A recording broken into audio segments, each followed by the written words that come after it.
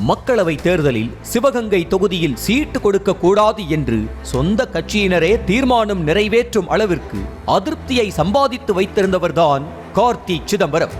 தேர்தலுக்கு முன்பும் அவ்வப்போது கூட்டணி மற்றும் சொந்த கட்சிகளை விமர்சித்து சிக்கலில் மாட்டியிருந்தாலும் சீட்டு கிடைத்த பிறகு தேர்தல் முடியும் வரை கூட்டணி கட்சிகளை பற்றி வாய் திறக்காமல் இருந்ததும் கூட்டணி தயவில்லாமல் வெற்றி சாத்தியப்பட்டிருக்காது என்ற நிலையும் தான் கார்த்தி சிதம்பரத்திற்கு இருந்ததாக காங்கிரஸ்காரர்களே கூறினர்.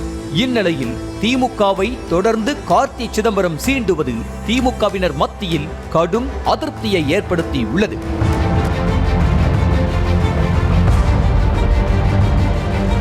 சிவகங்கை தொகுதியில் போட்டியிடுவதற்கு கார்த்தி சிதம்பரத்திற்கு சீட்டு கொடுக்க கூடாது என்று காங்கிரஸ் மற்றும் திமுக ஆகிய இரண்டு கட்சியின் தொண்டர்களுமே போர்க்கொடி உயர்த்தினர். இதற்கிடையே தனது தந்தை ப சிதம்பரத்தின் டெல்லி செல்வாக்கை பயன்படுத்தி ஒரு வழியாக சீட்டு பெற்ற கார்த்தி சிதம்பரம் திமுக தலைமையின் உத்தரவால் சிவகங்கை தொகுதியில் வெற்றி பெற்றார் என்ற பேச்சுகள் தேர்தல் முடிவுகளின் போது எழுந்தது. கடந்த ஜூலை மாதம் திமுக அரசை விமர்சித்து பேசிய கார்த்தி சிதம்பரம் அதிகார வர்க்கத்துக்கு தெரிந்துதான் கள்ளச்சாராய விற்பனை நடக்கிறது, தமிழ்நாட்டில் கூலிப்படை அதிகரித்துள்ளது என தெரிவித்து கூட்டணி தர்மத்துக்காக கூனி குறுகி இருக்கக்கூடாது எனவும் தெரிவித்திருந்தார். மேலும் 2026 அமையும் தமிழ்நாட்டு அமைச்சரவையில் காங்கிரஸ் கட்சி இடம்பெற வேண்டும் எனவும் கார்த்தி சிதம்பரம் பேசியிருந்தார். கார்த்தி சிதம்பரத்தின் இந்த பேச்சுக்கு நியாயமாக திமுகவினர் தான் வெடித்திருக்க வேண்டும். ஆனால் காங்கிரஸ் கமிட்டியின் முன்னாள் மாநில தலைவரும் தற்போதைய ஈரோடு கிழக்கு தொகுதி எம்எல்ஏவுமான EVKS இளங்கோவன் கார்த்தி சிதம்பரத்தின் பேச்சை கடுமையாக சாடினார். அதில் சிவகங்கை தொகுதியில் திமுக வேலை செய்யாமல் போயிருந்தால் கார்த்தி சிதம்பரம் டெபாசிட் கூட வாங்கியிருக்க மாட்டார் எனவும் இது போன்ற கருத்துக்களை தேர்தலுக்கு முன்பே அவர் தெரிவித்திருக்கலாம். ஆனால் தேர்தலில் வெற்றி பெற்ற பின்னர் திமுகவுக்கு நெருக்கடி தரும்படியாக பேசுவது எந்த விதத்தில் நியாயம் என்று கார்த்தி சிதம்பரத்திற்கு எதிராக EVKS இளங்கோவன் கொந்தளித்திருந்தார். இந்த நிலையில் தற்போது திமுகவை மீண்டும் சீண்டியுள்ளார் கார்த்தி சிதம்பரம். திருச்சி போன்ற சிறு நகரங்களுக்கு மெட்ரோ ரயில் தேவையில்லை, பெரிய பெரிய நகரங்களிலேயே மெட்ரோவில் பயணிகள் எண்ணிக்கை குறைவாக இருக்கும்போது திருச்சியில் அது சாத்தியமாகுமா? அதற்கு பதில் மற்ற அடிப்படைகளில் கவனம் செலுத்த வேண்டும் என்று கார்த்தி சிதம்பரம் கேட்டிருந்தார். இதைத் தொடர்ந்து எக்ஸ் பக்கத்தில் கார்த்தி சிதம்பரத்திற்கு பதிலளித்து தனது மறுப்பை பதிவு செய்திருந்தார் திமுக MP அருண் நேரு. திமுகவின் முக்கிய தேர்தல் வாக்குறுதிகளில் ஒன்றும் திருச்சி மக்களின் அமோக வரவேற்புக்கு காத்திருக்கும் மெட்ரோ ரயில் திட்டம் பற்றிய கார்த்தி சிதம்பரத்தின் கருத்து திமுகவினரை கொந்தளிக்க வைத்திருக்கிறது.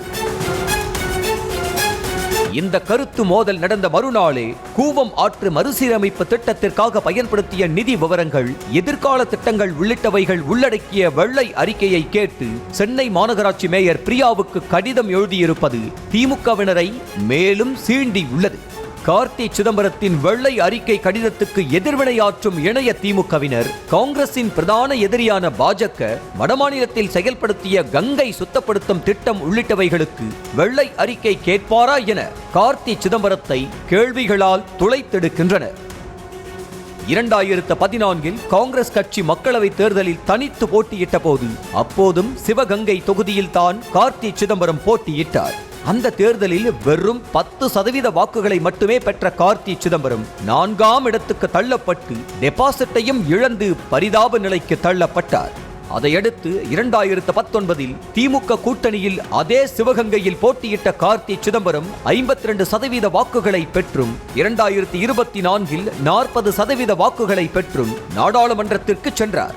இந்த புள்ளி விவரங்களை ஒப்பிட்டு பார்க்கும்போது திமுக கூட்டணி இல்லை என்றால் கார்த்தி சிதம்பரத்தின் வெற்றி சாத்தியமா என்ற கேள்விகளும் எழுகிறது.